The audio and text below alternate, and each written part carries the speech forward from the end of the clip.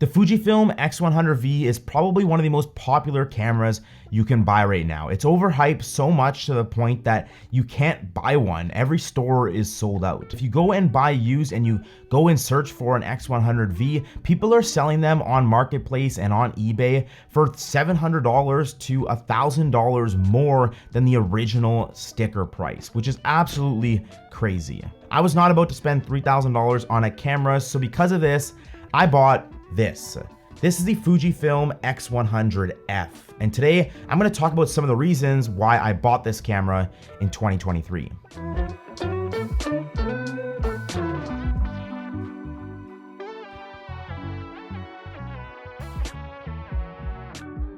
The X100F is a great alternative to the X100V, and if you actually do some research, people will say that the X100F is the best alternative to the X100V. Sure, this one is a little bit outdated. It was made in 2017. It has a 24 megapixel sensor. The X100V has a 26 megapixel sensor. It's obviously a little bit outdated. The autofocus is a little bit slower, especially in low light situations. It has an older sensor, and because of that, this camera is also raising in price. You can buy this for about $1,600, $1,700, $1,800 Canadian, probably about $1,000 in USD or in American. I know it is still pricey, especially for a camera that came out in 2017. I got a really good deal in it, but if you are someone who is looking for the X100V, but you don't want to spend $3,000, this is still cheaper and will be cheaper than the X100V. But that begs the question, why did I want to buy a Fuji X100 model to begin with? First being size. Size was the biggest factor for me and one of the main reasons why I bought this camera. I wanted a small camera that I can throw in my pocket and still take extremely high quality photos. I already have a big camera and sometimes this camera is too big. Like 2 weeks ago when I was driving around those exotic cars, I posted that video to my YouTube channel if you want to go check it out. But I brought this Sony a7 IV with me and I had to keep giving it to Rob to hold it because there was no place to put it. And then I had to worry about it getting damaged and it was just a hassle. And I kind of like right then, I thought to myself, it would be so nice to have a small camera like this that I can just carry around in my pocket and take high quality photos. This could be like my dedicated photo camera, and then I can use my a7 IV as my main video camera, but also my professional camera for professional work. Essentially what I wanted was a small everyday carry, a camera that I can carry around every single day with me and take random photos.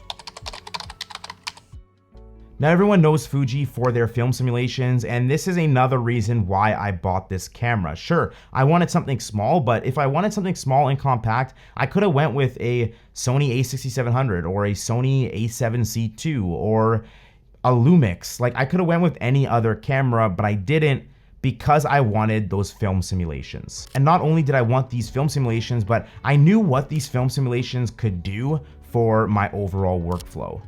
So the X100F has a bunch of film simulations built into the camera, and you can also create your own. Basically, film simulations are picture profiles or presets that you can create in camera that will give you that or simulate that film look of your favorite film stocks. And this is why a lot of people choose Fuji. But for me, film simulations are a little bit more than that. So anybody who knows me knows that I don't bring my main camera with me, my a7 IV with me, unless I'm taking portraits because that's what I do, or I'm gonna take photos of something interesting. You're not gonna find me walking on the street and just taking photos of buildings anymore. I used to do that, but not anymore because I got tired of the post-processing process and dedicating all my time to editing and processing these raw photos when I know I'm never gonna post these photos. Kind of killed my creativity and my fun and my love for taking photos.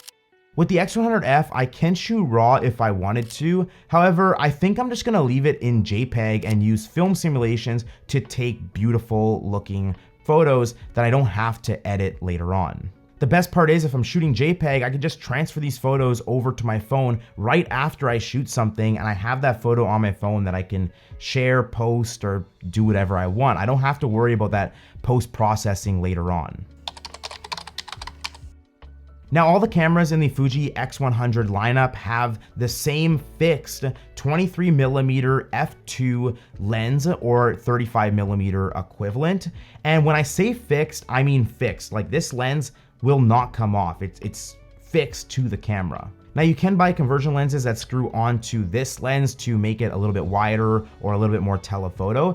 But this is basically one of the reasons why a lot of people don't like this camera, is because you lose versatility. You're stuck at 35mm. You can't shoot everything at 35mm, even though this is my favorite focal length. So this is one of the reasons why I actually like this camera, is because the fixed 35mm focal length. I absolutely love 35mm. It's my favorite focal length. I have a 35mm right here, and actually that lens right back there is also a 35mm. I don't know, I just love the look of 35mm, and this is why I'm not disappointed with this purchase. Lastly, I bought this camera not only because of its small form factor or its price or its film simulations and its fixed lens. I also bought this because it just looks cool. How cool does this camera look? It has a super retro look, kind of looks the same as my film camera back there. I love the silver on black. I love all the manual buttons and manual dials. It has an aperture ring. There's custom buttons everywhere. There's a focus ring. You have a D-pad, which is actually something that the X100V doesn't have. If you want to change your ISO, you actually just lift up your shutter wheel or dial and turn that. It's super cool. Its pancake lens is small enough that you can throw it in your pocket, but it also doesn't take away from the small, good looking design of this camera. You don't have this massive lens sticking out. I don't know, everything about this robust design, I absolutely love it. And this is also another reason why I bought this camera. With that being said, even though I bought this camera and I'm really excited, here are a few reasons why I wouldn't buy it if I were you. I only bought this because I already have my Sony that I'm going to be using for professional and paid work. Not saying that this is not a professional camera, because it definitely is, but I just wouldn't buy this as my one and only main camera. I would not buy this if I didn't already have my A7 IV that I can actually rely on. So one of the reasons why I say this is because of the fixed 23mm f2 lens. I need versatility in my professional and paid work. I need to be able to swap out lenses, especially when I'm shooting a wedding like I did 2 weeks ago. I need to be able to swap from my 24-70 to my wide angle to take photos of the hall. I need to be able to switch to a telephoto. I need that versatility, and a lot of people do need that versatility in their professional work.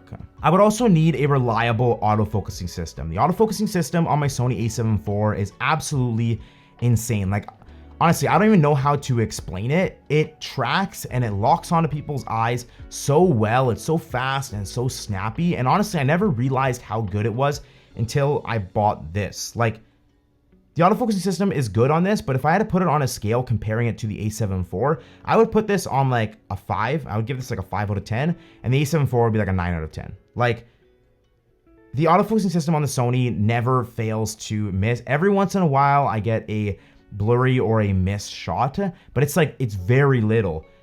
When I'm comparing it to this camera here, the autofocusing system is great in the daytime, but when it comes in low light, like nighttime, the autofocusing system doesn't really perform that well. Like, it's very hard to autofocus in low light situations, and I actually have to switch it into manual to manual focus. For those professional projects, I would also like to have a backup or dual SD card slot. That way I'm backing up all my photos in case something happens to one of the cards. And the X100 models only have one card slot. So because of this, I would stick to my Sony for my professional work because, in my opinion, it's a little bit more reliable. With that being said, I kind of wanted to just show you my new camera, introduce it to the channel so you guys know I have it. And if you guys see videos in the future, you're like, when did this guy get an X100V? I also just wanted to tell you why I bought it, and maybe it helps you with your decision if you were looking at an X100V. If you found this video useful, make sure you hit that like button, hit that subscribe button, click that bell to be notified when I post a new video, and I'll see you